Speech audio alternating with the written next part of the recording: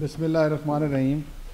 मैं सबसे पहले मेरे उस्ताद हैं, बड़े भाई भी हैं अहमद क़य्यूम साहब, उनका तहे दिल से मशकूर हूँ कि वो हमेशा लॉ कॉलेज से लेके आज इस हाल में इस लेक्चर तक हमेशा मेरी रहनुमाई करते रहे।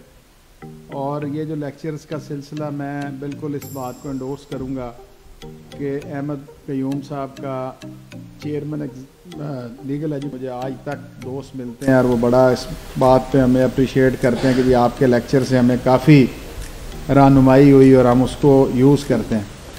आज जो दौर जिसमें हम दाखिल हो चुके हैं, किताब पढ़ने का ना हमें मैं मादरत के साथ कहूँगा कि ना हमारा शौक़ रह गया और ना हमारे पास वक्त है, क्योंकि हम मल्टीमीडिया और ये जो हमारी इलेक्ट्रॉनिक डिवाइसेस हैं इनके साथ इतने ज़्यादा इंटरलिंक्ड हो चुके हैं कि अब यही एक ज़रिया रह गया है कि हम इस लेक्चर्स, छोटे छोटे लेक्चर्स के सीक्वेंस के अंदर हम अपने टॉपिक्स को कवर करें और यंगस्टर्स को सीना गज़ट के तौर पे थ्रू सोशल मीडियम हम इन लेक्चर्स के ज़रिए उनकी तरबियत करें। जिस टॉपिक के लिए मुझे आज दावत दी गई वो टॉपिक CRPC के हवाले से, क्रिमिनल जस्टिस सिस्टम और क्रिमिनल प्रैक्टिस के हवाले से बड़ा इम्पॉर्टेंट एस्पेक्ट है और आपको बहुत सारी बातें और बहुत से किस्से भी सुनने को मिलेंगे कि जी cross examination is a right, कि जी ये एक पूरा आर्ट है क्रॉस एग्जामिनेशन।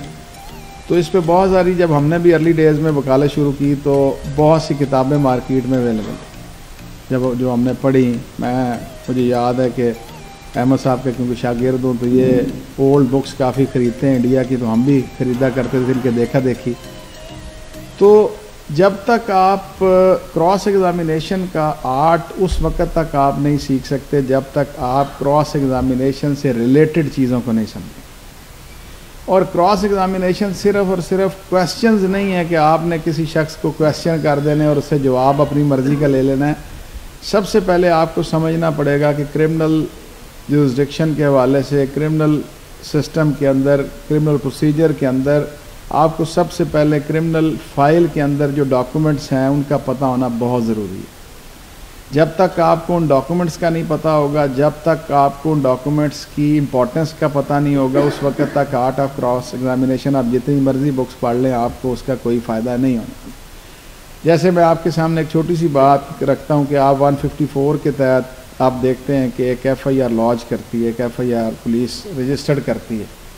अब चाहे आप सवाल जो आप पढ़ लें किताब में से, जब तक आपको 154 का नहीं पता CRPC का, जब तक आपको FIR का सीक्वेंस ही नहीं पता कि FIR की इम्पोर्टेंस क्या है, जब तक आप ये नहीं समझेंगे कि FIR अगर डिले है तो उस डिले होने के क्या फ़ायदे हो सकते हैं या प्रोसिक्यूशन को क्या नुकसानात हो सकते हैं, तो उस वक्त तक आपको सवाल करने का फ़ायदा नहीं होगा और आर्ट ऑफ क्रॉस एग्जामिनेशन आपको समझ नहीं लग सकता। इसी तरीके से आप पोस्टमार्टम की, हम PMR की बात करते हैं कि अगर पोस्टमार्टम का अगर आपको इम्पोर्टेंस का नहीं पता कि डेड बॉडी रिसीव होने के कितने घंटे के बाद पोस्टमार्टम हुआ था, और अगर आपको हेल्थ रूल्स का नहीं पता कि 24/7 अब पोस्टमार्टम होने की इजाज़त भी है और फैसिलिटी अवेलेबल है, तो अगर डिले से पोस्टमार्टम हुआ है तो उस पर एपेक्स अगर सुप्रीम कोर्ट हेल्ड किए हुए है कि ये फिर साबित करता है कि ये फिर कंकॉक्शन की गई है, ये फिर FIR जो है डिले से दर्ज की गई है, पुलिस पेपर्स डिले से आए हैं।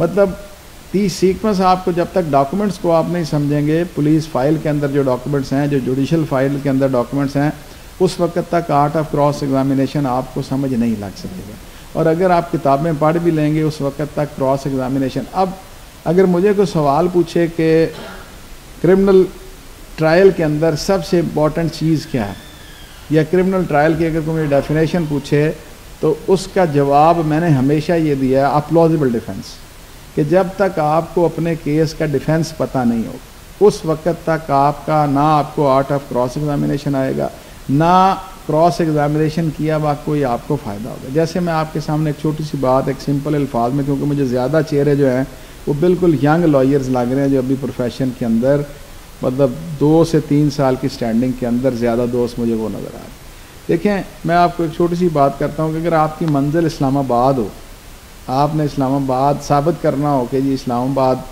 को आपने साबित करना हो, तो क्वेश्चन से साबित करना कोई मुश्किल काम नहीं है। आप कहेंगे मस्जिद का नाम आप ले लेंगे, इस्लामाबाद की आप जो बड़ी मॉस्क है उसका आप नाम ले लेते हैं, आप इस्लामाबाद का कि वो कैपिटल है, तो आप बेसिकली डिफेंस एक ऐसा सीक्वेंस है कि अगर आपको अपने डिफेंस लाइन का पता है तो आप क्रॉस एग्जामिनेशन के क्वेश्चन से बड़ी इजीली उस डिफेंस को आप ऑप्ट कर लेंगे। जैसे for the sake of argument कि आप का डिफेंस ये है कि विटनेसेस मौके पे मौजूद नहीं थे, कि विटनेस रहने वाला फैसलाबाद का, वकूआ हो गया मोची गेट लाहौर। अब फैसलाबाद का रहायशी जो है वो लाहौर में उस वक़्त अगर था तो वो चांस विटनेस है, क्यों वो वहाँ पे था।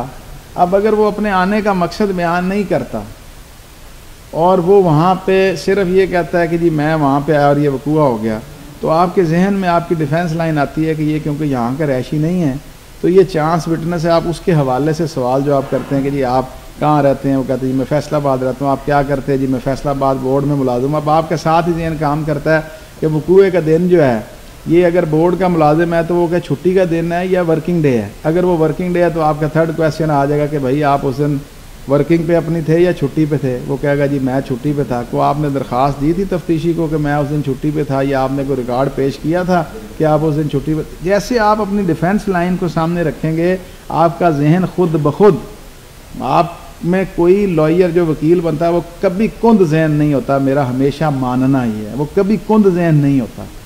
जब आपकी डिफेंस लाइन आप अपना डिफेंस ले लेंगे तो ऑटोमेटिकली चीज़ें आपको एक लाइन में होती हुई नज़र आ जाएंगी।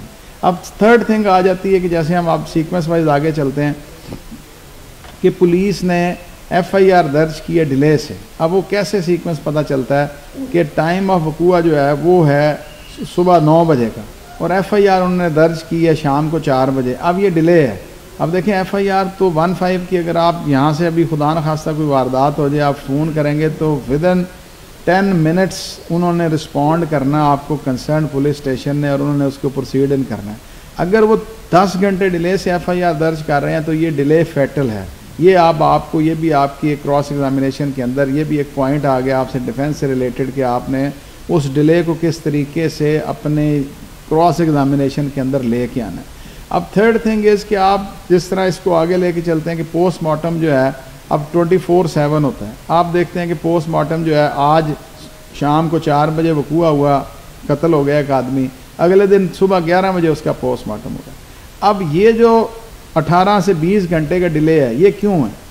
क्यों वहाँ पे अब आपका ये क्वेश्चनर बनेगा कि आप डॉक्टर से ये सवाल करेंगे कि डेड बॉडी अगर आपके पास 4 बजे आ गई थी शाम को, वकूए किया 1 घंटे के बाद आ गई थी 5 बजे, क्योंकि पोस्टमार्टम का जब आप परफॉर्मा देखते हैं, फॉर्म देखते हैं, तो उसके ऊपर डेड बॉडी जो है ऑटोप्सी के लिए जब पोस्टमार्टम के लिए आती है तो उसमें वहाँ पे बॉडी रिसीव करने का भी टाइम लिखने का कॉलम है। आप में से अक्सर ने पोस्टमार्टम का परफॉर्मा देखा हुआ होगा, उसके अंदर पूरा टाइम लिखा होता है कि किस टाइम डेड बॉडी जो है वो रिसीव हुई। अब उसके साथ ही फिर कॉलम होता है, क्योंकि जब तक पुलिस डॉकेट नहीं बनती, जब तक SP कंसर्न की तरफ से रिक्वेस्ट फॉरवर्ड नहीं होती MS को, उस वक्त तक मेडिकल लीगल ऑफिसर पोस्टमार्टम नहीं कर सकता। अब वो पुलिस पेपर्स जो हैं वो उन लाजमन तौर पर मैंडेटरी हैं कि वो उन्होंने वहाँ पे पेश करने हैं। वो क्या क्या चीज़ पेश करनी है, जैसे कि उन्होंने FIR की कॉपी देनी है, उसके साथ उन्होंने रिपोर्ट मर्ग देनी है, आप इंक्वेस्ट रिपोर्ट है वो उन्होंने साथ उसको लगानी है जो तफ्तीशी तैयार करता है, उसके साथ डॉकेट आनी है SP की तरफ से।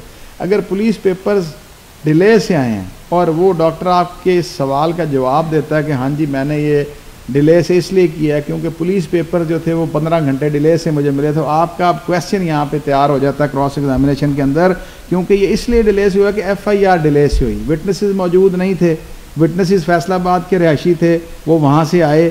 अब यहाँ साथ ही जब आप ये इस्टेब्लिश कर लेते हैं कि डिलेड FIR है, डिलेड पोस्टमार्टम है, चांस विटनेस है, तो फिर आपके जहन में एक बात आती है कि फिर ये अनसीन अकरेंस है, फिर इन विटनेसेस ने ये अकरेंस नहीं देखा, वो फिर आप उस सीक्वेंस में फिर उसको तैयार करते जाते हैं। अब इसके साथ साथ अगर आपका for the sake of argument के उन्होंने कोई मोटिव अलेज कर दिए, वो कहते हैं कि जनाब मरने वाले ने कातिल से 50,000 रुपया लेना था उधार और वो 50,000 उसने वापस नहीं किया, जिस वजह से इनकी चपकलिश हुई। 2 दिन पहले झगड़ा हुआ था और सालसीन ने पढ़ के वो झगड़ा ख़त्म करा दिया था, लेकिन इसने रंज अपने दिल में रखा और इसने आज कत्ल कर दिया। तो अब मोटिव पार्ट जो है, मोटिव पार्ट बड़ा इंपॉर्टेंट है कि मोटिव पार्ट अगर उन्होंने अलेज किया तो अब एपेक्स अगर सुप्रीम कोर्ट ये कहती है कि मोटिव फिर उन्हें प्रूव करना है। अगर वो अलेज करके मोटिव प्रूव नहीं करते तो फिर ये क्वांटम ऑफ सेंटेंस जब एक कोर्ट डिसाइड करती है पनिशमेंट के हवाले से तो उसके अंदर ये एक मिटिगेटिंग सर्कमस्टांस है। जैसे आप पीपीसी पढ़ी हुई है आपने 302 की, अगर आप पनिशमेंट देखें तो वो 3 फोल्ड्स के अंदर है कि किसास भी है, बी के अंदर जो है कि वो डेथ भी है, लाइफ भी है, और सी के अंदर ये 25 ईयर्स। तो जब आप बी पढ़ते हैं तो उसके अंदर उन्होंने प्रोवाइड किया है कि फैक्ट्स एंड सर्कमस्टांसिस को देखने के बाद डेथ सेंटेंस दी जाएगी या लाइफ इम्प्रिजनमेंट दी जाएगी। अब अगर प्रोसिक्यूशन अपना केस साबित नहीं करती, डाउटफुल है, तो तारिक परवेज़ केस एपेक्स अगर सुप्रीम कोर्ट बड़ा आप लोगों के लिए, आप ज़रूर उसको भी पढ़िए, 95 सुप्रीम कोर्ट है। मैं अभी आपको एंड पे जो है ना सारी जजमेंट्स जो है लिखवा देता हूँ। अब उसके अंदर वो कहते हैं कि अगर डाउट है तो डाउट को as a matter of grace नहीं आपने एक्यूज को देना, as a matter of right देना आपने। आर्टिकल 4 उसमें उन्होंने मेंशन किया। अब इसी सीक्वेंस के अंदर जब आप ये देखते हैं कि for the sake of argument के मोटिव प्रूव नहीं हो तो क्वांटम ऑफ सेंटेंस पे चला जाता है द मिटिगेटिंग सर्कमस्टांस। जो फैक्ट्स एंड सर्कमस्टांस का बयान किया गया कि प्रोसिक्यूशन अगर अपना केस साबित कर लेती है और कुछ ऐसे उसमें सर्कमस्टांसेस हैं जिसकी वजह से लेसर पनिशमेंट दी जाएगी, डेथ की बजाय लाइफ दी जाएगी, मिटिगेट करना है उसको, तो उसके अंदर मोटिव अगर प्रूव नहीं हुआ तो एक बहुत बड़ा सर्कमस्टांस है जो डेथ को लाइफ में कन्वर्ट कर देता है। इसी तरह से मोटिव के हवाले से फिर आपकी क्रॉस एग्जामिनेशन तैयार होती है कि देखें ये जो आपने अलेज किया था कि जी 50,000 रुपया लिया हुआ था और उसका तनाज़ा था, इसका आपने कोई डॉक्यूमेंट जो है वो प्रोड्यूस नहीं किया। आपने कहा कि 2 दिन पहले लड़ाई हुई थी, कोई थाने दरख्वास्त अगर दी थी वो आपने तफ्तीशी को पेश नहीं की। अगर आपने ये कहा कि सालसीन ने सुलह करा दी थी तो आपने कोई सालिस तफ्तीशी के पास या इस अदालत में पेश नहीं किया। मतलब आप उसको फिर शैटर करते हैं उस मोटिव को कि जो उन्होंने मोटिव अलेज किया है वो उसको प्रूव नहीं कर सके, ताकि खुदा न खास्ता अगर किसी सीक्वेंस के अंदर कोई अदालत आपके खिलाफ केस साबित शुदा समझे तो कम अज़ कम क्वांटम ऑफ सेंटेंस पे आके कम अज़ कम डेथ सेंटेंस से एक्यूज जो है वो शिफ्ट कर जाए लाइफ इम्प्रिजनमेंट की तरफ। इसी तरह से फिर मैं एक सवाल करना चाहूँगा, सुबह अगर आपकी लगी हुई आपने सुबह आपने जरा करनी है तो प्रैक्टिकली आप कैसे तैयारी करते हैं? क्या सवालात लिख के जाएंगे, इन दोस्तों को आप कहेंगे कि नुक्ता जात लिख के जाएं, डॉक्यूमेंट मार्क करके जाएं, वो एक रात पहले क्या करना है? देखिए मैं इसमें अहमद भाई अर्ली स्टेज के ऊपर तो आपको लाजमी बात यह है कि नए आने वालों को बिल्कुल लिखना पड़ता है, उनको क्वेश्चन बनाना पड़ता है। लेकिन with the passage of time, जैसे आप मुझे 21 साल हो गए प्रैक्टिस करते हुए, कम से कम 15 साल से मैं खुद ट्रायल कर रहा हूँ, तो मुझे अब लिखने की ज़रूरत नहीं पड़ती। लेकिन अर्ली स्टेज के ऊपर बिल्कुल आपको लिखना पड़ता है और आपको लिखना चाहिए। और कम से कम फैक्ट्स एंड सर्कमस्टांसेस आप अपने केस के ज़रूर एक जस्ट फॉर्म में निकालें कि एक्यूज कितने हैं, रोल क्या है। अब मैं आगे आपको सीक्वेंस वाइज इसका बताता जाऊँगा कि लेकिन जो अहमद साहब का क्वेश्चन है वो यही है कि आप एक रात पहले जिस भी गवाह को आप जिरा के लिए जा रहे हैं उसका इन चीफ आपके पास होना चाहिए, उसका 161 का प्रीवियस स्टेटमेंट आपके पास होना चाहिए। क्योंकि आप देखें आपके क्रॉस एग्जामिनेशन के आर्ट के अंदर एक बहुत बड़ी चीज़ मेलाफाइड इम्प्रूवमेंट को भी हाईलाइट करना है कि अगर फ़र्ज़ माल उन्होंने FIR में एक आदमी का नाम लिया ही नहीं था, सप्लीमेंट्री स्टेटमेंट के अंदर लेके आ गए, तो अब अगर उन्होंने मेलाफाइड इम्प्रूव किया और नेट को वाइडन कर दिया, 2 से 4 पे वो ले गए हैं एक्यूज की तादाद को, तो आपने उन पे पुट करना है कि देखें जो आपका 161 का ये स्टेटमेंट था, जो आपने दरख्वास्त दी थी पर्चा दर्ज कराने के लिए, या जो आपने फ़र्द बयान में बयान रिकॉर्ड कराया तो उसमें ये ए नहीं था, ए एक्यूज नहीं था, जो आपने आप लिखा दिया। वो अगर कहता है कि हाँ जी नहीं था तो उसने एडमिट कर लिया, आपका मकसद पूरा हो गया। लेकिन अगर वो कहता है जी मैंने लिखाया था, तो फिर आप उस स्टेटमेंट जो आपको 161 की कॉपी मिली होती है आप कन्फ्रंट कराते हैं कि जनाब इसको जब पेश किया तो इसके अंदर नाम नहीं है, confronted with exhibit DA where it is not so recorded और where it was so recorded, कि अगर था तो उस सीक्वेंस में भी कन्फ्रंट हो जाएगा, अगर नहीं था तो उस सीक्वेंस में भी कन्फ्रंट हो जाएगा।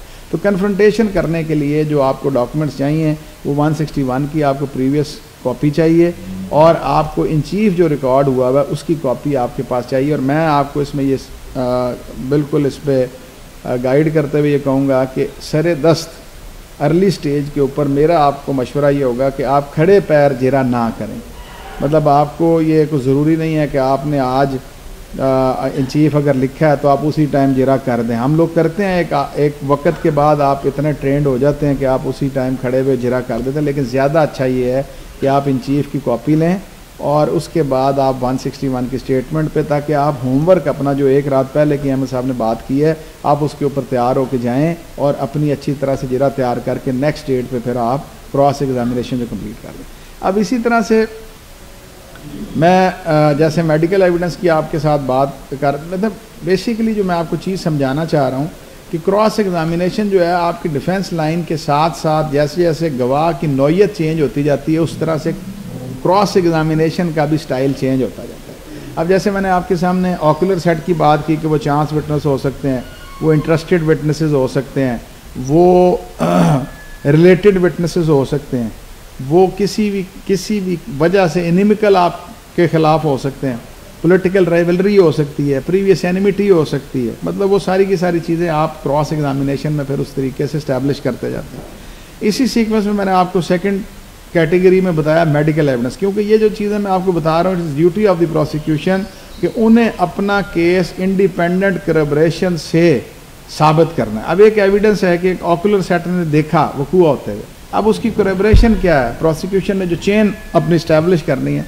कि करबरेशन है मेडिकल एविडेंस, करबरेशन है रिकवरी, करबरेशन है इन्वेस्टिगेटिंग एजेंसी की तरफ से किया गया मटेरियल जो उन्होंने कलेक्ट किया evidence during the course of investigation. तो ये सारी की सारी चीज़ें जो है अब आपको बीइंग डिफेंस लॉयर उनको शटर करना है, उसमें से जो डाउट्स हैं उसका फ़ायदा आपने एक्यूज पर्सन को देना है। किस सीक्वेंस में, ये नहीं कि आपको उसको क्राइम में अबैट करें, नहीं, आपको एक सवाल बड़ा मिलेगा, हमें बहुत मिला करता था, देखें जी तुसी तो कातलां दे फिर साथी हो गए, तुसी कातलां छुड़ा, ये नहीं है। सर्टन राइट्स हैं एक्यूज्ड के, जैसे बेल उसका राइट है, स्टैट्यूटरी प्रोविजन उसका राइट है, जुवेनाइल होना उसका राइट है, क्यों, वो स्टेट उसको राइट दे रही है, आप उसको उस राइट को एक्सरसाइज कराते हैं कोर्ट से बीइंग अ लॉयर, तो आप उसके अंदर अबैट नहीं कर रहे उसको। हाँ ये ज़रूर है कि आपसे अगर वो अगले कत्ल का मशवरा करने लगे तो फिर ये अबैटमेंट आ जाएगी, आपको अपने फोर कॉर्नर्स के अंदर रहेगा। लेकिन अब for the sake of argument के डिलेड FIR जो है उसके सर्टन फ़वायद हैं, वो आपने असरटेन करने हैं उसके लिए। अब जैसे पोस्टमार्टम का डिले है, ये भी एक फेटल बात है प्रोसिक्यूशन के लिए, आप उसका सीक्वेंस लेते हैं। अब इसी तरह से रिकवरी जो है, रिकवरी बड़ा एक इंपॉर्टेंट एस्पेक्ट है। अब रिकवरी के अंदर आप, अगर मैंने जो आपसे अभी बात की थी कि अगर आप CRPC को नहीं पढ़ते और आप सिर्फ एक क्रॉस एग्जामिनेशन की बुक पढ़ लेते हैं कि ये सवाल डॉक्टर से करने हैं, ये सवाल तफ्तीशी से करने हैं, तो आप कभी भी एक अच्छे डिफेंस लॉयर नहीं बन सकते। अब जैसे रिकवरी के अंदर बड़ा इंपॉर्टेंट एस्पेक्ट है कि इंडिपेंडेंट 2 विटनेसेस देना जो है मैंडेटरी प्रोविजन है आर्टिकल 103, आप देखेंगे सेक्शन 103 का, कि उसके अंदर उन्होंने दिया प्रोसीजर कि अगर रिकवरी किसी प्लेस से कोई कर रहा है जाके, तो वहाँ के इंडिपेंडेंट इनहेबिटेंट्स जो वहाँ के रिहायशी हैं उनको एज ए विटनेस लेना ज़रूरी है, ताकि ये साबित हो सके कि जो रिकवरी की गई थी वो इंडिपेंडेंट एविडेंस की मौजूदगी में की गई थी और वो प्लांटेड और फेक रिकवरी नहीं थी। तो 103 की वायलेशन आप पुट कर लेते हैं IO के ऊपर। अब इसके बाद एक बड़ा इंपॉर्टेंट एस्पेक्ट ये है कि आपको एक अच्छा डिफेंस लॉयर होने के लिए आपको पुलिस रूल्स का भी पता हो। अब पुलिस रूल्स की आप कोई बुक ले लें, रोज़नामचे उसमें बड़े इंट्रोड्यूस्ड हैं, जब तक आपको रोज़नामचों को ही नहीं पता तो उस वक्त तक आप एक छोटी सी किताब से सवाल 20-25 रट के किस तरह एक अच्छे डिफेंस लॉयर बन सकते हैं। रोज़नामचा, रजिस्टर रोज़नामचा जो डेली रोज़नामचा है, रोज़नामचा वाक़ियाती है एक थाने का, मतलब 23-24 रजिस्टर हैं थाने के, उनकी डिफरेंट स्नैरियो के अंदर इंपॉर्टेंस है और डिफरेंट वर्क है जो उस रजिस्टर में कवर करता है। जैसे आपकी डेली रोज़नामचा जो आपका है थाने का, कि जो भी काम हो रहा है उसके अंदर लिखा जा रहा है कि कौन आया उसकी हाजिरी लगी, कौन चला गया सारी उसकी हाजिरी लगी, रपट के सीक्वेंस के अंदर जो आपका डेली रोज़नामचा थाने का। अब रोज़नामचे के सीक्वेंस के अंदर फिर बाकी रजिस्टर है उसके अंदर, जैसे मोहर्रर के पास अगर एक IO किसी शख्स से रिकवर्ड हुआ और पिस्टल ला के रखाता है फॉर सेफ कस्टडी माल खाने के अंदर, मुहर्रर के हवाले करता है। अब मुहर्रर ड्यूटी बाउंड है कि रजिस्टर नंबर 19 के अंदर मद लिख के, स्पेसिफिक नंबर लिख के, और वो उस जो भी चीज़ माल खाने में रख रहा है उसको वो रजिस्टर में उसका इंदराज करता है। अगर वो उसका इंदराज नहीं है तो आप सेफ कस्टडी को ब्रेक कर देंगे। जैसे अब मुहर्रर का होता क्या है कि मुहर्रर के बयान के अंदर रजिस्टर नंबर 19 का जिक्र नहीं होता, ना रजिस्टर नंबर 19 की मद का जिक्र होता है। तो आप क्रॉस एग्जामिनेशन जब करेंगे, अगर आपको पुलिस के इस रूल का पता है तो ऑटोमेटिकली आपका ये सवाल बन जाएगा और आप उसे सवाल कर देंगे कि देखो ये ज़रूरी है ना कि ये रजिस्टर नंबर 19 के अंदर आप अगर उस दिन एज ए मुहर्रर काम कर रहे थे तो रजिस्टर नंबर 19 के अंदर आपने माल खाने में एंट्री करनी थी। वो कहेगा दुरुस्त है, बिल्कुल ये मैंडेटरी है पुलिस रूल्स के मुताबिक। कहता है जी बिल्कुल मैंडेटरी है। अब आपने जो बयान दिया है 161 का, ये आपका बयान है, देखें इसके अंदर ना रजिस्टर नंबर 19 का जिक्र है ना स्पेसिफिक मादक का नंबर है। वो कहेगा बिल्कुल इसी तरह। तो आपके इस एक सवाल ने ये चीज़ ब्रेक कर दी कि सेफ कस्टडी के हवाले से प्रोसिक्यूशन का केस जो है वो बिल्कुल आपने उसको अंडरस्कोर कर दिया, उसको क्वेश्चन मार्क कर दिया और आपको एंड ऑफ द टाइम जब जजमेंट डिलीवर की जाएगी तो उस रिकवरी के ऊपर अगर वो CNSA से है या वो वेपन के हवाले से है तो वो रिकवरी पे इनकॉन्सिक्वेंशियल हो जाएगी प्रोसिक्यूशन के लिए। उस रिकवरी का चाहे वो मैच भी हुई भी हो तो उस रिकवरी का कोई फ़ायदा नहीं होने वाला प्रोसिक्यूशन। और ये it can be a mitigating circumstance के मैंने जनाब जो आपके सामने बात रखी। अब इसी तरह से आपको मेडिकल जूरिस्प्रूडेंस का पता होना बहुत ज़रूरी है। जैसे मैंने आपको CRPC रिकमेंड किया, PPC रिकमेंड किया, तो आपको मेडिकल जूरिस्प्रूडेंस जो है वो इसलिए ज़रूरी है कि मेडिकल जूरिस्प्रूडेंस के अंदर आपका मैकेनिकल वायलेंस का चैप्टर है। आप मेडिकल जूरिस्प्रूडेंस की अगर किताबें देखते हैं तो आप मोदी की बुक देख लें, पारेख की बुक देख लें, तो उन बुक्स के अंदर मैकेनिकल वायलेंस का पूरा चैप्टर दिया गया। अब वो मैकेनिकल वायलेंस का चैप्टर किस चीज़ को कवर करता है कि वो आपको वेपन्स की इकसाम बयान करता है, वो वेपन्स के जो कार्ट्रिजेज हैं उसको बयान करता है, वो वेपन्स की क्या इंजरी क्रिएट करता है वो बयान करता है, अगर एक वेपन क्लोज रेंज के अंदर है या कांटेक्ट है तो किस शक्ल का वूंड बनेगा, वो आपको पूरे तरीके से उसकी तरबियत करता है। कि अगर for the sake of argument कि अगर आप मैकेनिकल वायलेंस के चैप्टर नहीं पढ़ते तो आप पोस्टमार्टम में से ये कभी भी नहीं निकाल सकते कि अगर क्लाशनकोफ लैज की गई है, क्लाशनकोफ की गोली जब जाती है तो उसका एंट्री वूंड छोटा होता है और जहाँ से वो निकलती है उसका एग्जिट वूंड जो है वो बड़ा होता है। इसी तरह हॉलो वूंड है, हॉलो वूंड जो है जब अंदर जाती है तो अंदर जाके वो ब्लास्ट कर जाती है और जब वो निकलती है तो उसका एग्जिट वूंड जो है वो छोटे छोटे पैलेट्स टाइप बाहर निकलते हैं। तो जब तक आप मैकेनिकल वायलेंस नहीं पढ़ेंगे उस वक्त तक आपको फिर आप क्रॉस एग्जामिनेशन नहीं उस उम्दा तरीके से कर सकते। जैसे for the sake of argument के जो पोस्टमार्टम के अंदर जो एंट्री वूंड है वो शायद आ रही है पैलेट सीक्वेंस की और आपको अलैज किया गया ट्रिपल मतलब 22 बोर की गन आपको अलैज की गई है, आपको एंट्री पैलेट की थी, बुलेट थी ही नहीं। तो ये अगर आपको मैकेनिकल वायलेंस का चैप्टर पता होगा, आपको मैकेनिकल वायलेंस आपने पढ़ी होगी, आपको वेपन्स का पता होगा, बोर्स का आपको पता होगा, किस सीक्वेंस की उसका जख्म बनता है,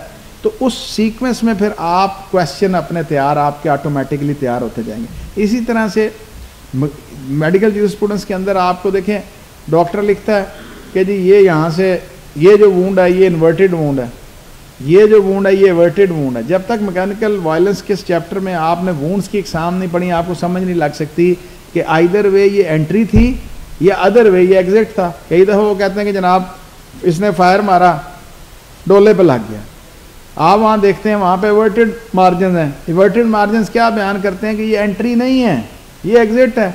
और अगर आप पे अलेज किया गया फायर ही एग्जिट वूंड है तो आपको बाकी किसी चीज़ को टच करने की ज़रूरत नहीं है। आप सिंपल एक सवाल करते हैं डॉक्टर साहब से, डॉक्टर साहब ये जो आपने एंट्री आपने ये मेंशन की है ये इवर्टेड मार्जिन है, कहते जी बिल्कुल इवर्टेड मार्जिन है, इट अमाउंट्स कि ये एक एग्जिट वूंड है, जी बिल्कुल एग्जिट। इसके बाद आपने जिरा नहीं करनी।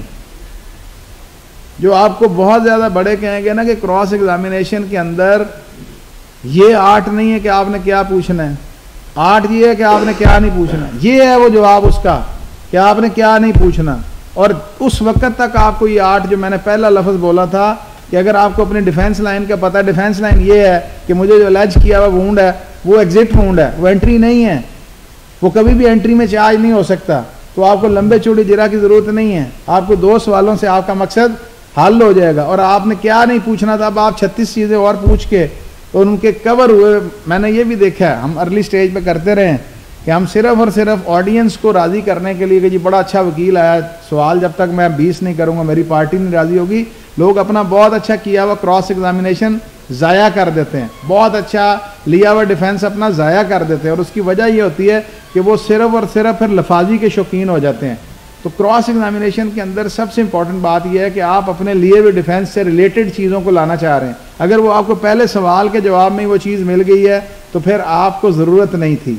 मैं आपको ज़रा मज़ाक बात करूँगा कि अर्ली डेज़ में जब हम बहस करने के लिए गए केस के अंदर, तो हमने बहस की, वो 13, 20, 65 और 7, 21, 91 हुआ करता था वो नजायज़ असले के वाले से। तो मेरा साथ मेरा दोस्त था, उसने गया, बड़ी तैयारी शारी की, उसने 8-10 किताबें ली, मेजर रख लिया, हम चले गए। तो जब हम गए तो जायज साहब ने जाते ही हमारी तैयारी शारी देखी, उन्होंने कहा जी अलाउड 25,000 का हम चल का। उन्होंने कहा सर ये क्या बात हुई? उन्होंने कहा क्यों? उनके साहब मेरी बहस मैंने इतनी तैयार की, आपने मेरी बहस ही नहीं सुनी। उन्होंने कहा अच्छा चलो जी करो बहस। उन्होंने बहस की, उन्होंने खारिज है। देखें, आपको सबसे मेन चीज़ ये है कि क्रॉस एग्जामिनेशन के अंदर कि अगर आपने अपना मकसद हल कर लिया है तो फिर आपको स्टेज प्ले की ज़रूरत नहीं है, फिर आपको अपने आप को वहाँ पर रोक लेना है। और आर्ट ऑफ क्रॉस एग्जामिनेशन है ये है कि कहाँ पे आपको रुकना है और किस चीज़ को आपको डिग आउट करना है। तो इस सीक्वेंस के अंदर क्रॉस एग्जामिनेशन जो है वो डिफेंस लाइन के साथ आपका जो है वो होता जाएगा और आप करते जाएंगे। लेकिन जो सबसे इम्पॉर्टेंट बात है कि अगर आप क्रिमिनल साइड पे काम करना चाहते हैं तो फिर आपको पीपीसी पे अबूर हासिल होना चाहिए। फिर आपको देखें, for the sake of argument के आपके खिलाफ केस है 489 है, 489 में डिसऑनेस्टली इशू का चेक है और उसका डिसऑनरमेंट। अगर आपको 489 एफ की डेफिनेशन ही नहीं पता क्या आप केस लड़ेंगे। और अगर आपका सीक्वेंस इस किस्म का है कि उसके अंदर ऑब्लिगेशन ही नहीं बन रही, उसके अंदर डिसऑनेस्टली नहीं है, तो उस सीक्वेंस को आपकी डिफेंस लाइन यहाँ से बनेगी कि एक सिविल साइड के डिस्प्यूट को ये क्रिमिनल में कन्वर्ट किया गया, जैसे 406 में आ जाता है, 408 में आ जाता है। तो आप PPC is the first thing के जो आपको आनी चाहिए। सेकंड थिंग कि आपको सीआरपीसी पे आपकी ग्रिप होनी चाहिए। सीआरपीसी ग्रिप के सीक्वेंस के अंदर है कि आपको सेकंड स्केजुअल का पता होना चाहिए। अब सेकंड स्केजुअल का मैं आपके सामने एक छोटी सी बात रखता हूँ कि सेकंड स्केजुअल के अंदर बहुत ज़्यादा कन्फ्यूजन ये होती है कि लिखा होता है court of session, trial by court of session. अब वहाँ पे सेशन में तो ट्रायल ही नहीं हो रहा। अब जैसे 371 ए भी है, उसका ट्रायल नहीं हो रहा, 324 है, सेशन में तो ट्रायल नहीं हो रहा, लेकिन जब आप पढ़ते हैं कोर्ट ऑफ सेशन लिखा हुआ।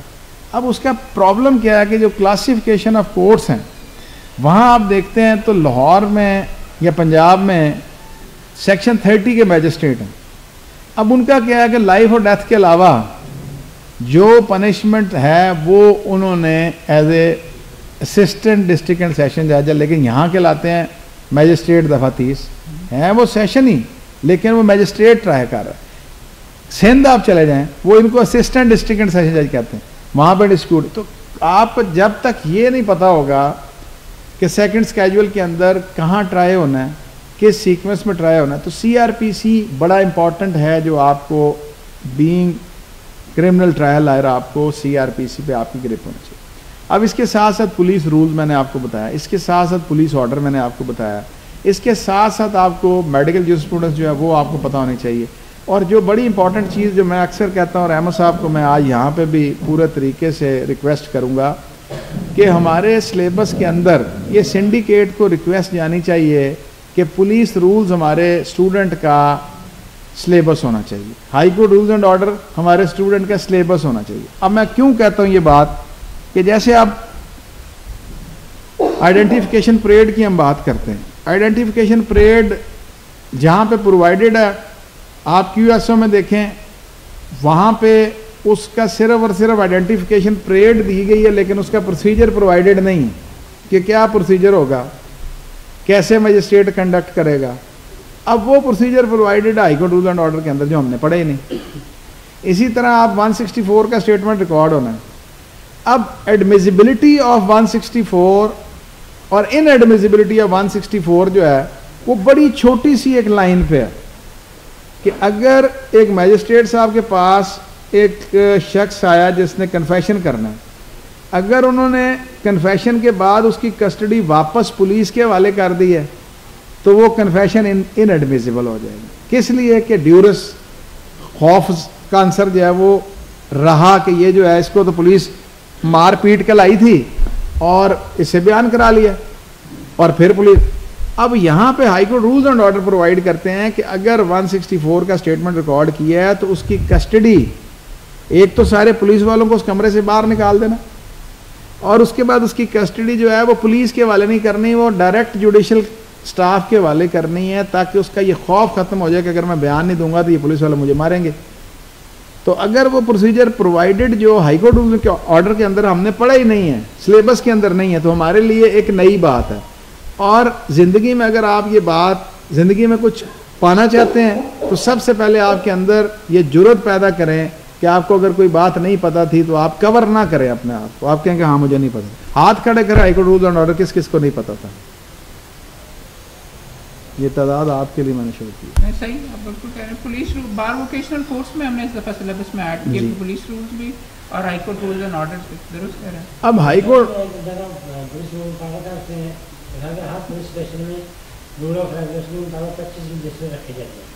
वो आपके मैं आपको अभी अर्ज करता हूँ आपको सारा सीक्वेंस वाइज ये है कि जो रजिस्टर की आप बात कर रहे हैं, इस तरह अगर रजिस्टर आप प्रॉपर देखें ना, ये 25 रजिस्टर वो हैं जिसके अंदर 2 ब्लैक बुक्स हैं, जो जिसकी कॉपी आपको नहीं मिल सकती, वो पब्लिक डॉक्यूमेंट नहीं है। वो क्या है, रस्सागीरों का एक रजिस्टर है। लेकिन जो मैं आपको 23 रजिस्टर बता रहा हूँ वो ऐसे रजिस्टर हैं कि जिसको आप एज ए एविडेंस भी समन करवा सकते हैं, और वो मुख्तलिफ सीक्वेंस के अंदर है। बाकी पुलिस रूल जब आप पढ़ेंगे तो पूरा आपको हर रजिस्टर उसका सीक्वेंस आपके सामने आ जाए। अब अगली सीक्वेंस में जो आपके सामने रख रहा हूँ कि जो high court rules and order है, इसी तरह से high court rules and order के अंदर अगर हम high court rules and order को जानते हैं और उसके अंदर फिर प्रोवाइडेड है कि अगर शनाख्त परेड कर रहे हैं मैजिस्ट्रेट साहब, तो 2 मुल्ज़मान की ज्वाइंट उन्होंने शनाख्त परेड नहीं करनी, और एडमिजिबिलिटी ऑफ शनाख्त परेड और इनएडमिजिबिलिटी ऑफ शनाख्त परेड का भी बिल्कुल माइन्यूट सा फ़र्क है। जैसे मैंने आपके सामने अभी बात रखी थी कि वो अगर उसकी कस्टडी पुलिस के हवाले कर दी उन्होंने तो वो इनएडमिजिबल हो गई। इसके अंदर क्या है कि अगर उन्होंने 1 गो के अंदर जॉइंटली उनकी शनाख्त परेड करा दी है कि इकट्ठे खड़ा कर लिया 2 लोगों को एक ही लाइन में, 20 लोग खड़े कर दिए और एक गो में उन्होंने दोनों को शनाख्त करा लिया, तो हाई कोर्ट रूल और ऑर्डर के अंदर जो procedure provider is that is violative और इनएडमिसिबल हो जाएगी। और जॉइंट आइडेंटिफिकेशन परेड में अभी रिसेंटली एक केस कर रहा था, जज साहब को मैंने क्रॉस एग्जामिनेशन करना था, क्योंकि जिन्होंने आइडेंटिफिकेशन परेड की होती है एज ए विटनेस आती, प्रोसिक्यूशन एज ए विटनेस लाती जज साहब को, और एज ए डिफेंस लॉयर मैंने उनको क्रॉस एग्जामिनेशन करना था। तो मैंने उनको बड़ा सिंपल अल्फाज में उनसे कहा कि जी मेरी ड्यूटी है, मैं आपकी इज़्ज़त करता हूँ, आप जज हैं, लेकिन मैं आपसे, क्योंकि ये क्रॉस एग्जामिनेशन एक राइट है, मैं जो एक्सरसाइज कर रहा हूँ ऑन बिहाफ ऑफ एक्यूज, तो मैं आपसे सिर्फ इतना पूछना चाहता हूँ। तो वो मुझे हंस के कहते हैं, शाह जी तुसी जड़ा पूछना है मैंने पता है, तुसी यही पूछना है ना जॉइंट, हाँ मैं जॉइंटली की थी सी। अब ये जॉइंटली की हुई आइडेंटिफिकेशन परेड जो है वो आइडेंटिफिकेशन परेड इनएडमिसिबल हो जाएगी, उस पर वो रिलाई नहीं कर सकते। जैसे मैं अभी आपके सामने एक छोटा सा वाक़या रखता हूँ कि पहले दिन जब मोटरवे केस हुआ तो बीबीसी ने हमें एज ए क्रिमिनल लॉयर लेना शुरू किया, कमेंट करना शुरू किया। तो मैंने उस वक्त जब इन्होंने तीसरे दिन एक प्रेस कॉन्फ्रेंस की और इन्होंने 2 तस्वीरें लगा दी टीवी के ऊपर प्रेस कॉन्फ्रेंस में कि जी ये आबिद मल्ली और ये फ़लाँ शख्स है जो हमारे सस्पेक्ट्स हैं, और ये सस्पेक्ट, तो मुझे बड़ी अच्छी तरह याद है कि जब बीबीसी ने कमेंट लिया तो एक तरफ से सीसीपी लाहौर थे, दूसरी तरफ से मैं था। तो मैंने कहा आज लाहौर पुलिस ने अपना केस जो है ना खुद ख़त्म कर लिया। मैंने कहा जी वो कैसे? मैंने कहा जिनकी इन्होंने वो औरत के लिए नामालूम है, अब नामालूम की आइडेंटिफिकेशन परेड से होनी है।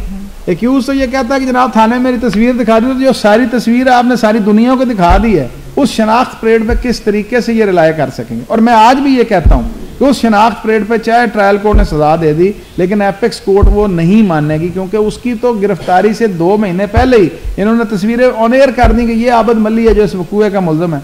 तो उस मुदैया ने अगर उसको शनाख्त कर लिया तो उस शनाख्त परेड की वो कदर व मंजिलत नहीं रहेगी, उस पर किसी की सजा का फैसला नहीं किया जा सकता। अब ये भी provided high court rules and order के अंदर। अब ये जो मैंने आपसे बात की कि high court rule and order जो है, जब तक आप उसको नहीं पढ़ेंगे उस वक्त तक आप बेसिक जो आपके प्रोसिक्यूशन के केस को जो डेंट डाल सकते हैं, जिन एविडेंसेस पे वो बेस करते हैं। अब इसी तरह से एक और चीज़ आपसे शेयर करूंगा डाइंग डिक्लेरेशन के हवाले से। अब डाइंग डिक्लेरेशन का अगर आप चैप्टर देखें, डाइंग डिक्लेरेशन के चैप्टर में आप जब तक CRPC के साथ उसको मिला के नहीं पढ़ेंगे, अब 174A एक प्रोविजन आप नोट कर लें, कभी पढ़िएगा।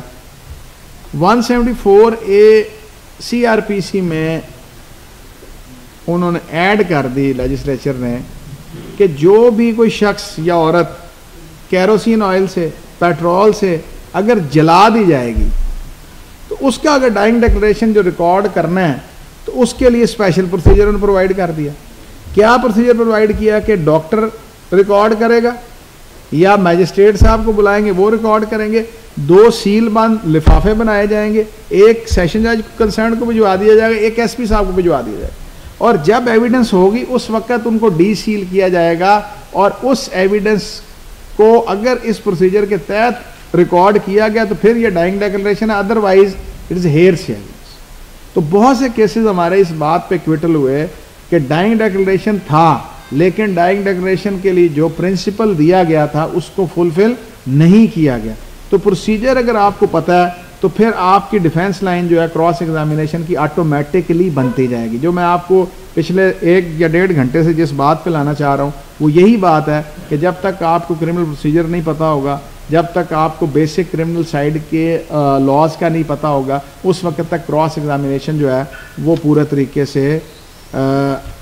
तरीके से आप नहीं कर सकेंगे। अब इसके साथ साथ अब सीक्वेंस वाइज आके चलते जाए, मेलाफाइड इंप्रूवमेंट पे आप बहुत ज़्यादा अच्छा क्रॉस एग्जामिनेशन कर सकते हैं।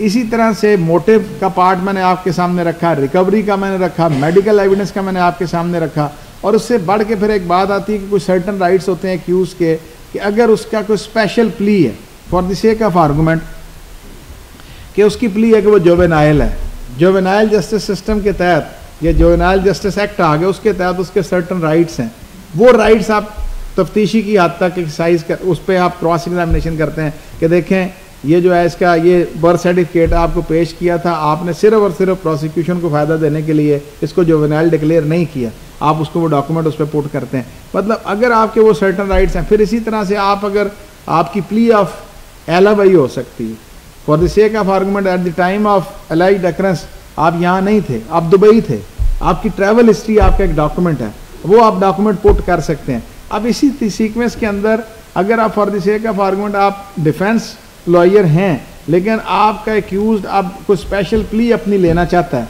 वो 340 सब सेक्शन 2 में ऑन ओथ आना चाहता है, अब वो ऑन ओथ अगर आ जाता है तो उस ऑन ओथ आने पर उसका सीक्वेंस ये बनता है कि आपके खिलाफ जो आप आ रहे हो एज ए विटनेस उस पर क्रॉस एग्जामिनेशन दूसरी साइड से होना है, वो उसको आपको तैयार करना पड़ता है। इसी सीक्वेंस के अंदर अगर प्राइवेट कंप्लेंट आ गई, ये तो मैंने आपको सारी बात बताई जो चलान से रिलेट करती है। अब अगर प्राइवेट कंप्लेंट आ गई तो प्राइवेट कंप्लेंट के अंदर जो प्रोसिक्यूशन के प्राइवेट विटनेसेस हैं कंप्लेंट में वो तो आ जाएंगे वो PWs के तौर पे, लेकिन जो बाकी सरकारी जितने गवाह हैं वो सारे CW आने, और वो CW जब आएंगे तो CW आने वाला विटनेस जो है वो दोनों पार्टीज के पास राइट है टू क्रॉस एग्जामिन, कि वो प्रोसिक्यूशन भी उनको क्रॉस एग्जामिनेशन करेगी और आप भी उसको क्रॉस एग्जामिनेशन अगर आप चाहते हैं तो आप कर सकते हैं। तो इस सीक्वेंस के अंदर ये क्रॉस एग्जामिनेशन का चैप्टर जो है, फिर आर्टिकल आप 132, 33 आप पढ़ेंगे जो बेसिक लाइन है इसकी, और इसी सीक्वेंस के अंदर के जो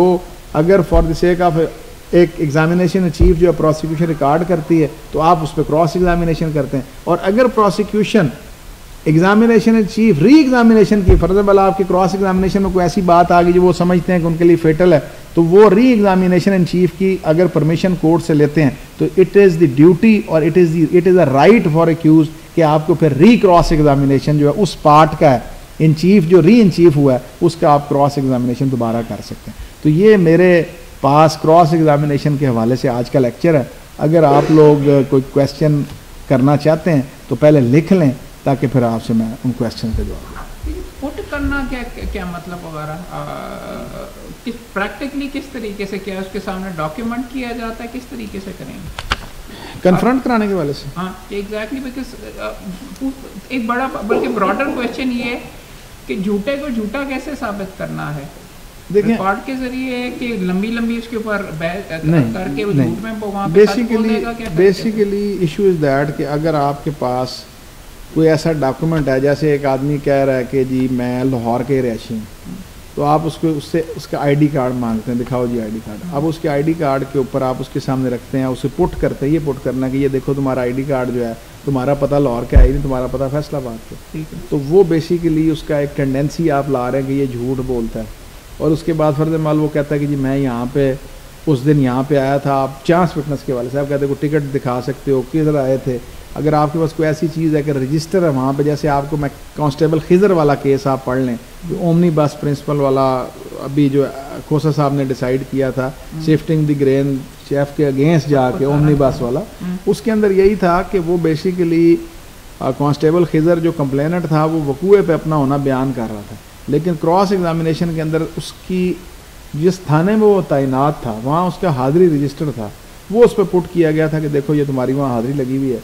तो उस वजह से वो केस उन्होंने क्विट कर दिया था, shifting the grain from chef नहीं किया। उन्होंने कहा कि ये झूठ बोल रहा है, तो इसकी सारी की सारी जो बाकी शहादत भी है वो झूठ के सीक्वेंस में ओमनी बस में तस्वर की जाएगी, और उन्होंने क्विट कर दिया था। तो वो डॉक्यूमेंट पुट जो करते हैं या आप जो क्वेश्चन लंबा करना जिरा का कोई आर्ट नहीं है, बेसिकली डिफेंस लाइन के मुताबिक अपनी जिरा में से चीज़ें निकालना, ये बेसिकली। मैं सवाल इसलिए इस कॉन्टेक्स्ट में पूछ रहा था बिकॉज सिविल में शायद थोड़ा सा फ़र्क मामला है। सिर्फ डॉक्यूमेंट एग्जिबिट करवा देना कि उसको उससे कन्फ्रंट करवाना ज़रूरी है उसकी जिरा के अंदर कि भाई ये देखो वगैरह, एंड गेट हिज वर्जन कि ठीक है उसने कह दिया कि मैं इधर था, आप जाके डॉक्यूमेंट एग्जिबिट करवा दें। सिविल में ज़रा थोड़ा सा बेसिकली सिविल में आपका प्लीडिंग जो है वो बेस करती हैं डॉक्यूमेंट्स पे। आपका डॉक्यूमेंट और काउंटर डॉक्यूमेंट होता है जो आप पुट करते हैं या कंटेंट्स आप, हमारा बेसिकली जो क्रिमिनल साइड का है उसमें आपके पास डॉक्यूमेंट ज़्यादा वो डॉक्यूमेंट है जो पुलिस ने तैयार किए हैं during the course of investigation. Recovery memos हैं, फ़र्द बयान है, नक्शा है, नक्शा बास स्केल है, नक्शा बिला स्केल है, तो वो बेसिकली वो डॉक्यूमेंट जो है ऑलरेडी फाइल का हिस्सा होते हैं, लेकिन उनको एग्जिबिट कराता है आईओ जिसने उसको तैयार किया होता है। तो वो आप उस एग्जिबिटेड डॉक्यूमेंट में से उनको बातें पुट कर सकते हैं कि देखो इस पे साइन नहीं है, देखो इस पे जो डेट नहीं है, मतलब वो आप अपनी डिफेंस लाइन से रिलेटेड जो है वो अपनी आप जिरा में तैयार करते हैं। सिविल में तो ये है ना कि आपने जो प्लीडिंग के अंदर काउंटर आपने अपना डॉक्यूमेंट दिया था वो ऑलरेडी आप भी अपने जिस्ट में दे चुके हैं और आप उसे पुट भी कर सकते हैं, लेकिन इसके अंदर डॉक्यूमेंट जो हैं अगर हमारी कोई डिफेंस से रिलेटेड डॉक्यूमेंट है तो फिर 340(2) में हम जाके अपना ऑन ओथ जाएंगे और उसको एग्जिबिट कराएंगे डिफेंस लाइन। तो थोड़ा सा ये सिविल से डिफरेंट है। मुझे कोई वक्फा लेस समझी।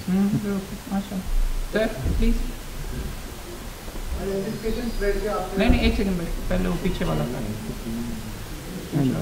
पूछिए सर।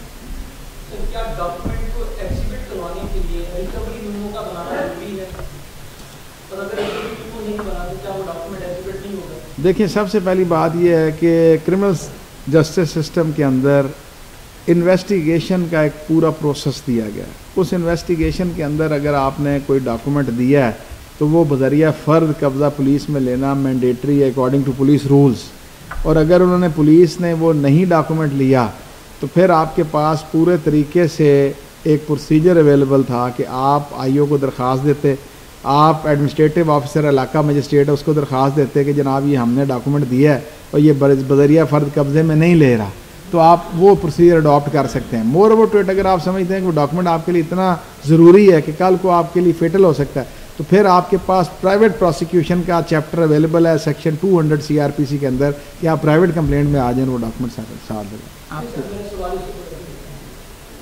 मेरा सवाल ये है कि क्या डॉक्यूमेंट जैसे आपने कहा कि रिकवरी एफआईए का मैटर अगर देखा जाए तो एफआईए वालों को आप पहले एप्लीकेशन देते हैं जिन डॉक्यूमेंट्स को हम लोग रिलाय कर रहे हैं हम लोग साथ ही देते हैं, तो उसके ऊपर इंक्वायरी हेड होकर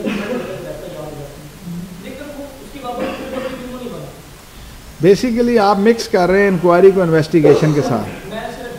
मैं वही बता रहा हूँ, आपको वही बता रहा हूँ जो हमारा क्रिमिनल जस्टिस सिस्टम आपका पीपीसी के हवाले से है उसमें prior to registration of FIR कोई इंक्वायरी नहीं है।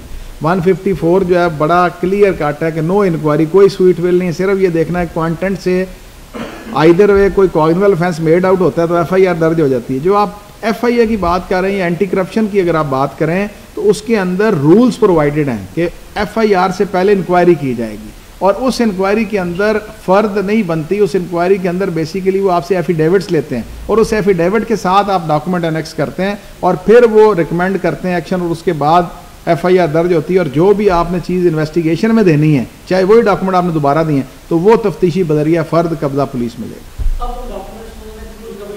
नहीं लिया आप,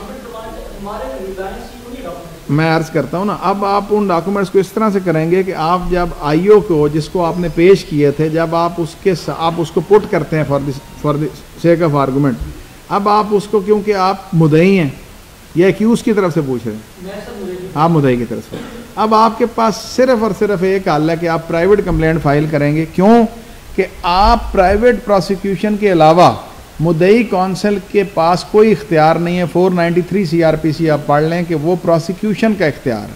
प्रोसिक्यूशन जो है वो अपने विटनेस को हॉस्टाइल डिक्लेयर करे तो फिर उस पर क्रॉस एग्जामिनेशन करके वो पेपर्स जो डॉक्यूमेंट आए वो पुट कर सकता है। लेकिन अगर for the sake of argument आप प्राइवेट कंप्लेंट नहीं लेके आए तो आपके कहने पे प्रोसिक्यूटर कभी भी उसको हॉस्टाइल डिक्लेयर नहीं करेगा, क्योंकि आईओ उनका स्टार विटनेस होता है। तो आप वो डॉक्यूमेंट इस तरह एक्यूज के ऊपर फिर नहीं पुट कर सकते, ना 342 में आप पुट कर सकेंगे जब तक आप आईओ के साथ वो बदरिया फर्ज कब्जे में नहीं आएंगे या आप अपनी प्राइवेट कंप्लेंट में लाएं dissatisfied from the investigating officer कि हमने डॉक्यूमेंट दिए थे, इसने मैलाफाइड एक्ट करते हुए ये डॉक्यूमेंट्स प्लेस नहीं किए, हमारा नुकसान हो रहा था, हम प्राइवेट कंप्लेंट में।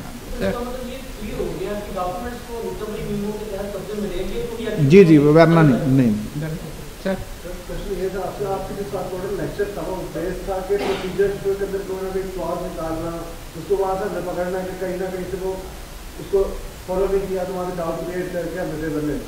लेकिन जो आपने आइडेंटिफिकेशन ट्रेड के ऊपर एग्जाम्पल दी थी मोटरवे केस की, तो वहाँ पे सिर्फ उन्होंने उसको पब्लिक इश्तेहारी कर दिया ना, तो वहाँ पे वो डाउट कैसे क्रिएट हुआ, वो एविडेंस जो देखिए बात यह है कि जो आपका आइडेंटिफिकेशन परेड का procedure high court rules and order से पढ़ेंगे कि वो जब भी किसी एक्यूज़ को जिसकी आइडेंटिफिकेशन परेड दरकार होगी लाएंगे वो मफल्ड फेस होगा।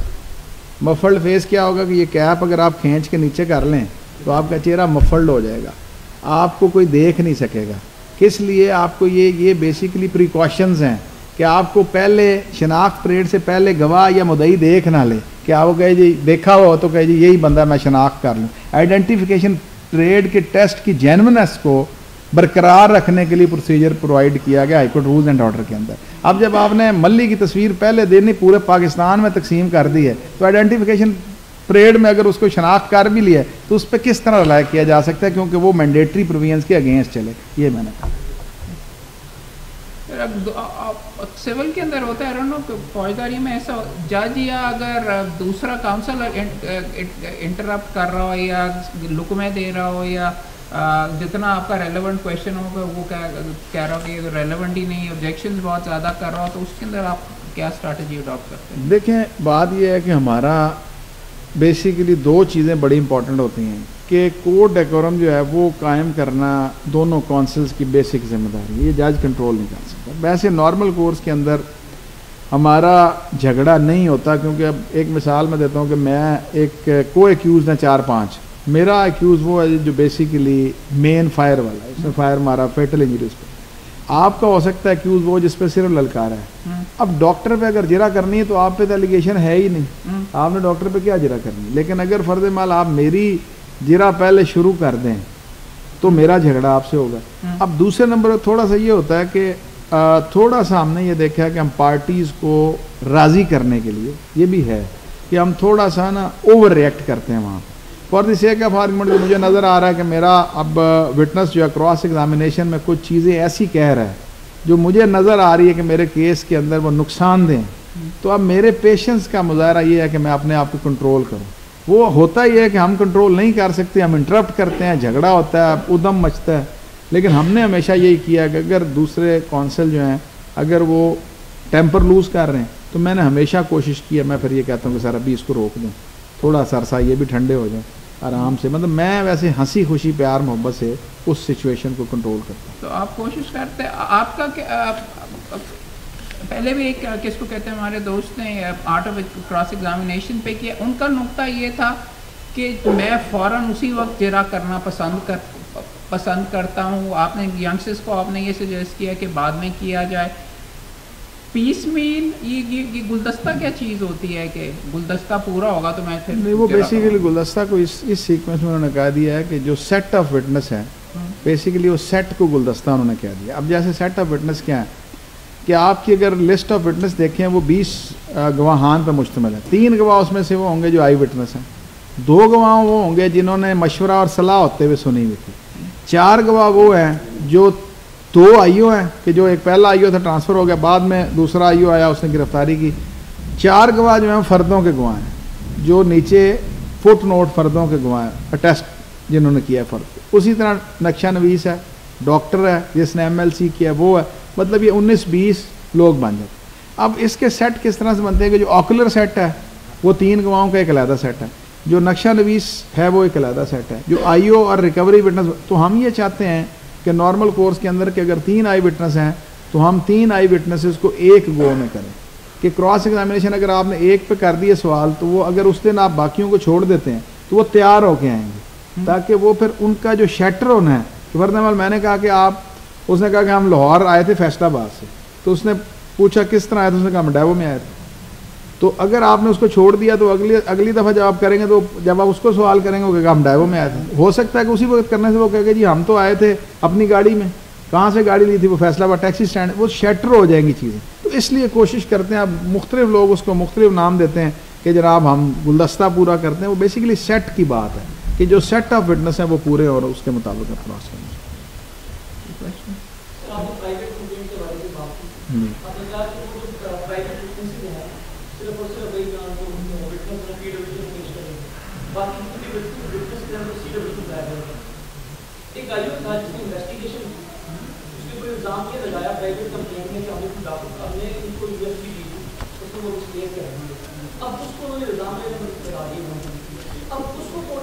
वो बेसिक मैं अर्ज करता हूँ, बेसिकली ये ट्रेंड था कि जिस आईओ ने, आप समझते हैं आपके मुताबिक कि उसने कुछ एविडेंस को ज़ाया कर दिया, ठीक है, आप उसको लेते हैं 201 PPC के अंदर, ठीक है, इसके ऊपर बेशुमार लॉ मौजूद है।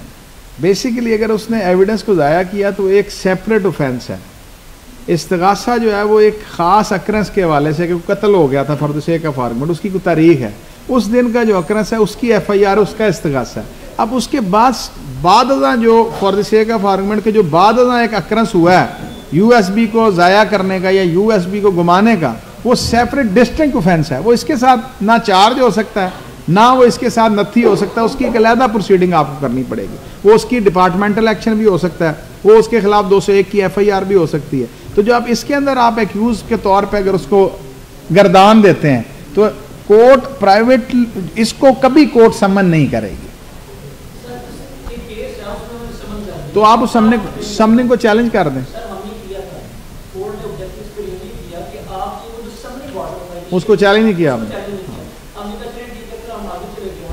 आपका ट्रायल जो है सेशन ट्रायल है या, तो उसके अंदर 265 के दे दें, वो आप चार्ज पे दे रहे हैं 265 के दें आप, आपका उस सर्टन केस से आपका एक्विटल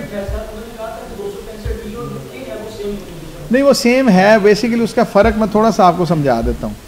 डी के हवाले से ना, डी के हवाले से आप इस सीक्वेंस में जा रहे हैं कि जो चार्ज फ्रेम किया जा रहा है ना, कंटेंट ऐसा नहीं है कि आपके अगेंस्ट चार्ज ग्राउंडलेस है, लेकिन आपका केस टोटली डिफरेंट है। आप चार्ज से रिलेटेड ही नहीं है, जो सर्टन चार्ज है आप उससे रिलेटेड नहीं, आप सब्सिक्वेंट डिस्टिंक्ट ऑफेंस के हवाले से एक्यूज बनाए जा रहे हैं ना।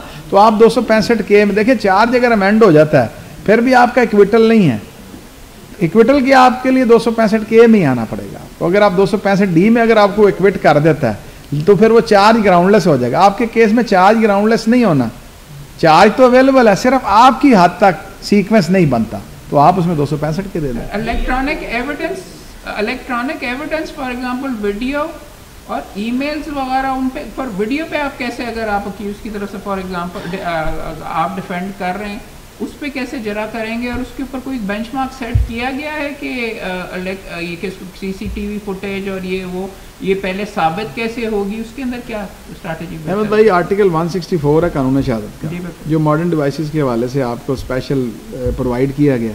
उसके बाद उसकी इंटरप्रिटेशन हुई है।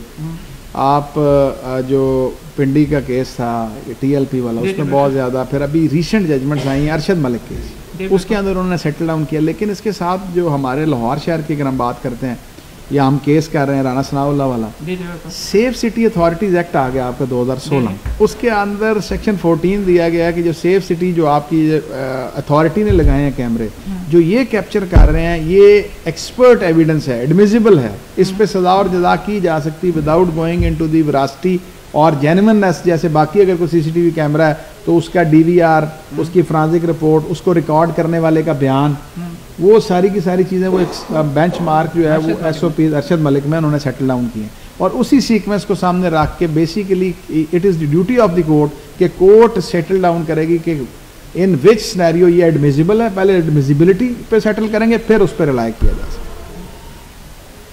और कोई क्वेश्चन? या तो अनु बिल्कुल समझ नहीं लगी तो या बहुत समझ करेंगे तो फिर होएगा ना जी, बिकॉज जिरा का एक चीज़ वगैरह आप भी शायद करेंगे मेरे ख्याल में, और हम दोस्तों को भी सजेस्ट कर रहे थे कि करने से आती है। हाँ अच्छा सर, अब्दुल वदीद मेरा नाम है।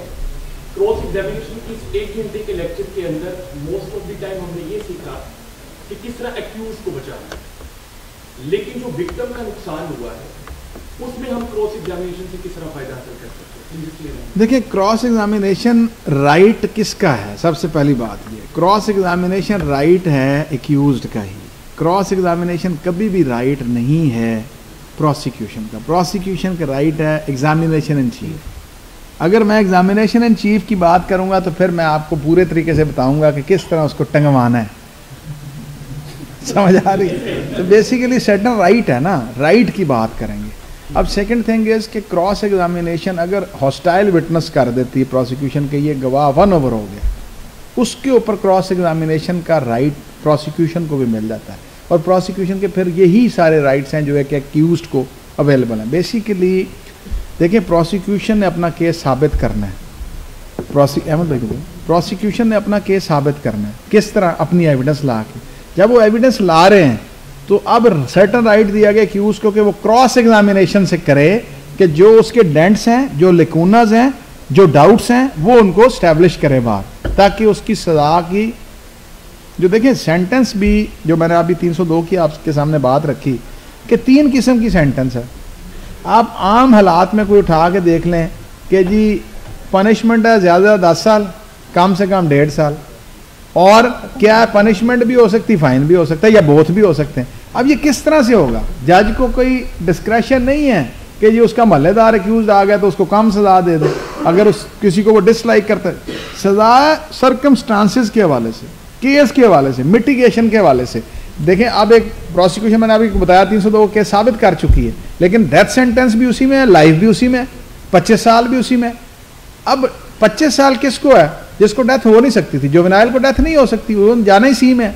लेकिन जो मेजर ऑफेंडर है उसको डेथ सेंटेंस अगर वो नहीं दे रहा, लेसर पनिशमेंट दे रहा है, तो उससे वजह बतानी है कि इसका मोटिव प्रूव नहीं हुआ, लेसर दे रहा हूं मैं, इसकी रिकवरी जो इनकॉन्सिक्वेंशियल है, मैं इसको लेसर दे रहा हूं। लेकिन अगर डाउटफुल होगा तो बरी भी कर सकता है। ये है वैसे।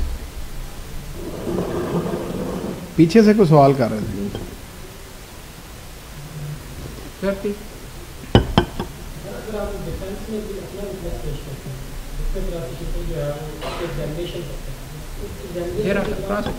क्रॉस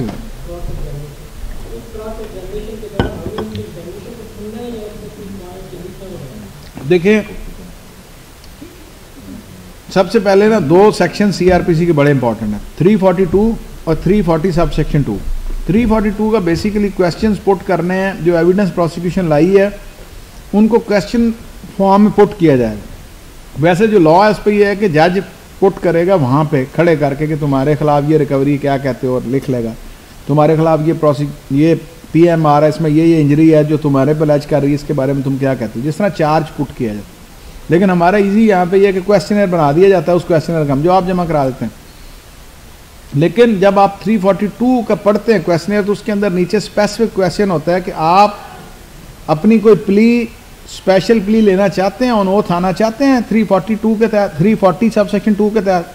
अगर वो आंसर करता है यस, तो उसका ऑन ओथ एक्यूज्ड आ जाता है और वो अपना इन चीफ रिकॉर्ड कराता है जैसे प्रोसिक्यूशन कराता है, और उस पर फिर क्रॉस एग्जामिनेशन प्रोसिक्यूटर भी करेगा और कंप्लेनेंट काउंसिल भी करेगा। लेकिन अगर आप कहते हैं कि 340 में मैं नहीं आना चाहता, would you like to present any witness in your defence? आप कहते हैं यस, फिर आप विटनेस लेके आएंगे अपनी सफाई के गवाह, वो आप रिकॉर्ड कराएंगे। जिस तरह प्रोसिक्यूशन रिकॉर्ड कराती है आप उसी तरह रिकॉर्ड कराएंगे।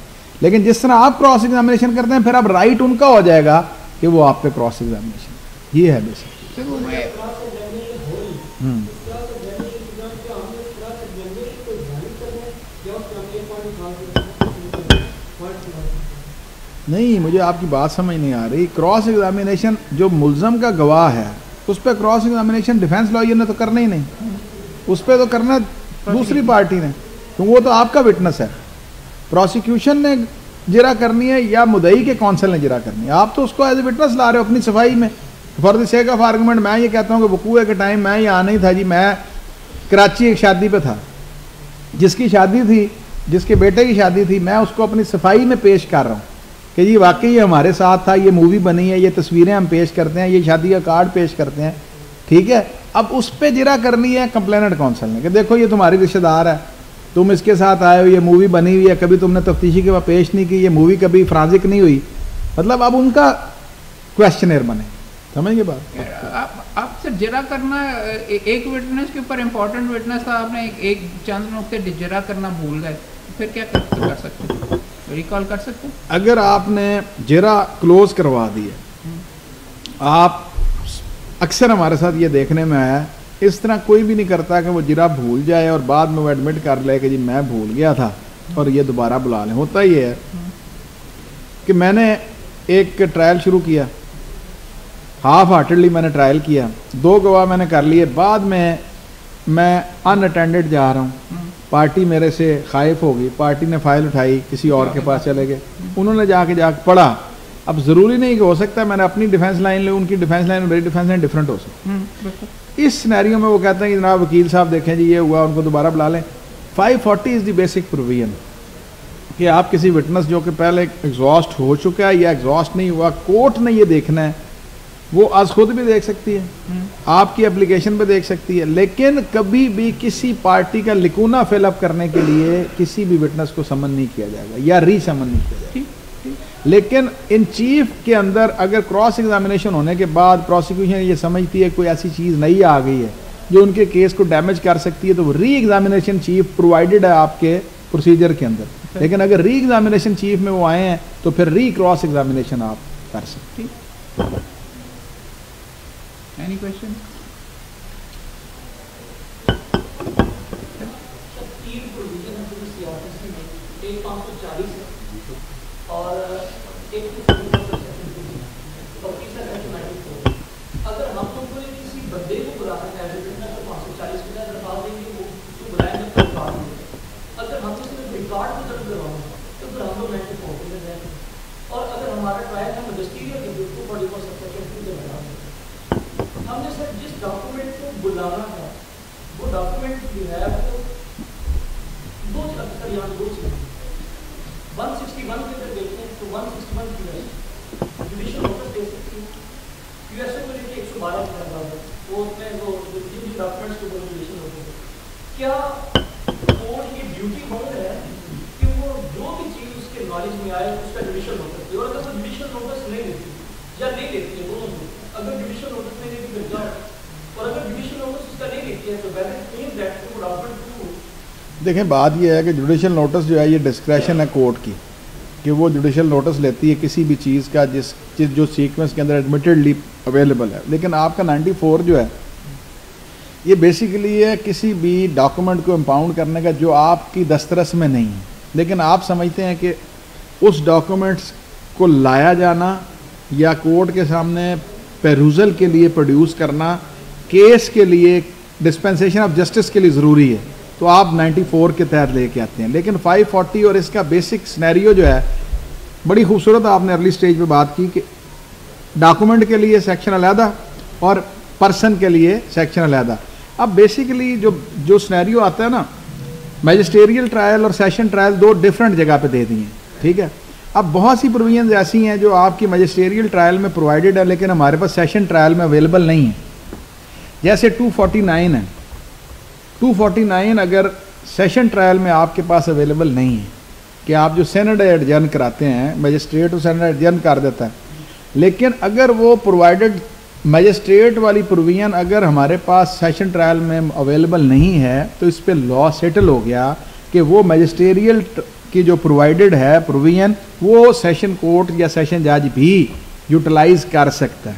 तो ये बेसिकली ये डिफरेंस है, लेकिन बेसिक यही है कि वो इम्पाउंड करना, जुडिशल नोटिस थोड़ा सा डिफरेंट है, लेकिन जो डॉक्यूमेंट जिसमें जुडिशल नोटिस लेकिन डिस्क्रेशन कोर्ट के पास ही है कि वो अगर समझती है कि एंड ऑफ जस्टिस के लिए कोई डॉक्यूमेंट प्रोड्यूस करना ज़रूरी है तो वो मंगवा सकती है। 540 के अंदर भी आप अगर देख लें तो 540 के अंदर आइदर पार्टी भी किसी को तलब करवा सकती है, और ये कोर्ट की आज खुद पावर भी है कि वो अगर खुद समझती है कि सर्टन चीज़ें जो हैं वो मंगवानी ज़रूरी हैं। अब मैं आपके सामने एक छोटी सी बात रखता हूँ। हमें केस कर रहे थे 302 की 2 पार्टियां आपस में, अहमद भाई बड़ा मज़ेदार केस है। तफ्तीश में थाने काना में एक इंस्पेक्टर सुन रहा था उनको सफाई में, दोनों पार्टियां वहाँ लड़ पड़ी आपस में, एक और आदमी थाने के अंदर मर्डर हो गया। हमारा जो एक्यूज था वो मौके से पकड़ा गया, पिस्टल बरामद हो गई, खोल 3 दफ़ा सुप्रीम कोर्ट बेल गई, कैंसिल हो गई। अब दिन का थाने के अंदर पिस्टल मौके से पकड़ा गया, गोली जो थी वो मैच कर गई, ठीक है। अब इशू इज़ दैट कि पूरा सिनेरियो यह था कि ये फिट है कैपिटल पनिशमेंट के अंदर, ये फिट हो जाए। हमने फाइनल जब आर्गूमेंट जब जिरा में कर रहा था तो मैंने आईओ से पूछा कि जो पिछला आईओ था जो उस दिन 302 की तफ्तीश कर रहा था उसको तुमने शामिल तफ्तीश किया? उसने कहा मैंने नहीं किया। मैंने कहा जब वो तफ्तीश में शामिल करता है ना दोनों पार्टीज़ को तो वो हाज़िरी लगाता है कि आज इल्ज़ाम अला की तरफ से ये आए थे और ये बंदे जो हैं ये आए थे मुदई की तरफ से, ठीक है। मैंने कहा कि ये जो 3 बंदे कह रहे हैं ना कि हम थाने में मौजूद थे जब हमारे भाई को फायर लगा, ये उस दिन वहाँ नहीं थे, इसीलिए तुमने उसका वो हाज़िरी रजिस्टर जो है वो कब्ज़े में भी नहीं लिया और ना तुमने उसको शामिल तफ्तीश किया। कोई एप्लीकेशन नहीं आई, फाइनल आर्गूमेंट पे आ गया। मैंने फाइनल आर्गूमेंट किया, मैंने कहा जी ये चांस विटनेस हैं, इनकी हाज़िरी अगर होती तो ये मैंने जब क्रॉस एग्जामिनेशन किया तो ये रजिस्टर मंगा लेते, ठीक है। इन्होंने ना एप्लीकेशन दी है, मेरा एक्विटल का केस है। फाइनल आर्गूमेंट होने के बाद जज साहब ने यही जो मैं आपको प्रोविजन बता रहा हूँ कि खुद ये समझते हुए कि मुझे मंगवाना चाहिए, उस आईओ को उन्होंने समन किया, उसका वो उस FIR जिसकी वो तफ्तीश कर रहा था वो रिकॉर्ड समन किया और वाकई वहाँ पे इन तीनों की हाज़िरी नहीं थी। 20 लोगों के नाम लिखे हुए थे लेकिन ये तीनों लोग वहाँ पे नहीं थे।